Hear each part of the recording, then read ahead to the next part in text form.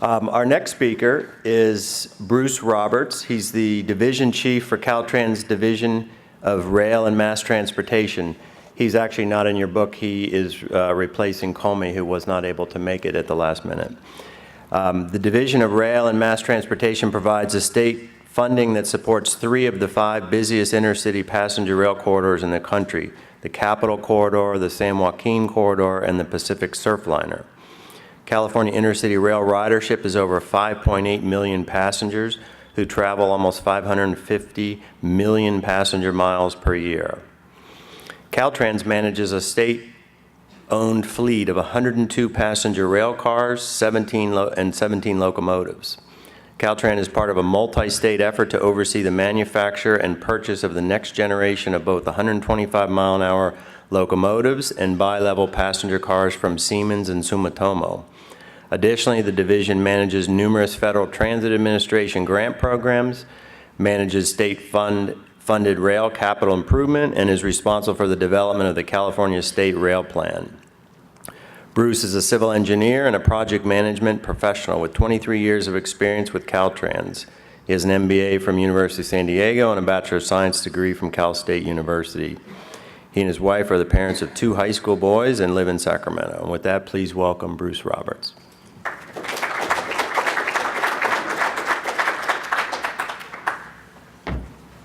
Good morning, and on behalf of Comey Ajise with Caltrans, I apologize for his not being here today, but I'm happy to be able to talk specifically about what we do and a nice introduction from the Division of Rail and Mass Transportation. Caltrans is, as was mentioned before, is one of the agencies under Cal STA. So we are the Department of Transportation. Typically, and historically, the focus has always been on the highways. As we enter and move into the future today, we are looking at comprehensive plans, the plans that are necessary to meet the visions and also the goals set forward by the governor and articulated through Cal STA and the secretary. So with that, it's a pleasure to follow Secretary Kelly this morning, but I also want to talk about what we're doing and what we are as the Department of Transportation, and I'll specifically talk about my role, or the role from the Division of Rail and Mass Transportation in rail modernization, but also in the area of one of the major elements of our planning efforts that the state does. The state of Caltrans is responsible for many planning documents and sets the vision for everything from our inter-region strategic planning, our California State Rail Plan, as mentioned, our strategic freight plan, our sustainable freight effort that the state's under, our bike and ped plans. We also set forward planning documents then for our California 40-year horizon, our California Transportation Plan, and a number of other things. We set the vision and try to set the tone by which then that we as a department undertake, but also then with regions and regional partners then can then work with and then work to achieve. So what is rail modernization, and how does rail modernization from the department affect and impact you and this group here today? Rail modernization is really the area of a key component is looking at network integration. And when we talk about network integration, that's an element that's going to be part of our strategic service planning, but it's also going to be a key element of our new state rail plan itself. We've begun the work on our 2018 state rail plan. And this framework we're looking at as a key element is, work with me as I learn the controller quickly. Forward. Thank you.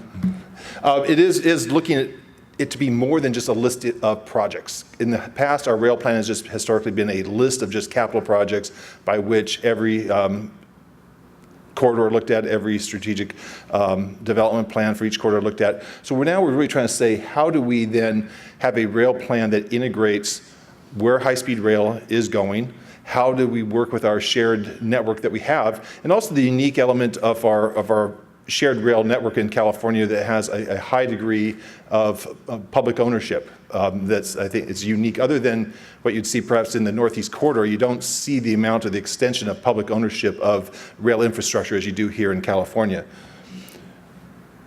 Elements of our key point of our rail plan is also how do we integrate and work with our freight partners. Freight is a big part of it, and from our dedicated high-speed line, which gives us that uniqueness of being separate and fully isolated from rail. our intercity and our commuter, our intercity passenger service, we all have to work with the freight movement that exists and the freight components that are part of this state. We are looking to coordinate this plan closely with the various public aid owners of rail infrastructure, along with the Class 1 railroads and also our short lines. What we're doing is also looking in a series of horizons on what our existing conditions are today from our strategic service planning aspects. What does it look like in existing, our base condition, and then looking out in a strategic view of, and it's a little small here, I apologize for that, but with the movement of identifying and showing movement of folks, people, and passengers with an integrated high-speed rail network that's a part of it. How do we work to have an effective network integration? We have to meet customer needs. We have to be able to have synchronization. We have to be able to have integration. We have to be able to then have systems that work with and ideas that work with all modes: our high speed, our intercity, our commuter, our bus, our existing highway structure. And so this is part of our rail plan that we are looking at for the state for our 2018 effort. Finally, what we're doing also with our studying is how do we look at the system as it's being built, so we have our hubs, our nodes, understand our timing that exists behind it. So how do we have a system that's integrated with high speed, our intercity, again, our commuters, as I said, even our highways. So it's an exciting effort. It's an exciting effort from a planning effort that we're undertaking, and it's really finally it's an effort that we have to then work cooperatively and work with many entities, specifically our freight elements, so that our shared corridors that we have a unified rail vision that exists and then can be part of where the state is moving.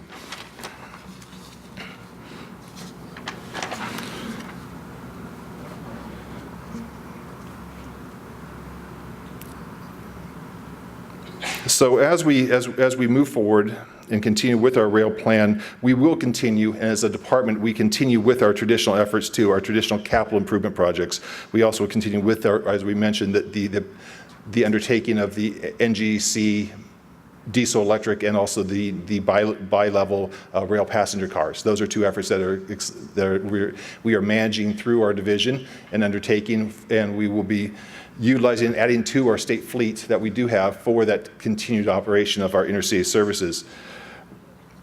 We then, as we look at and then move forward, how does then conventional and high-speed investments all complement each other?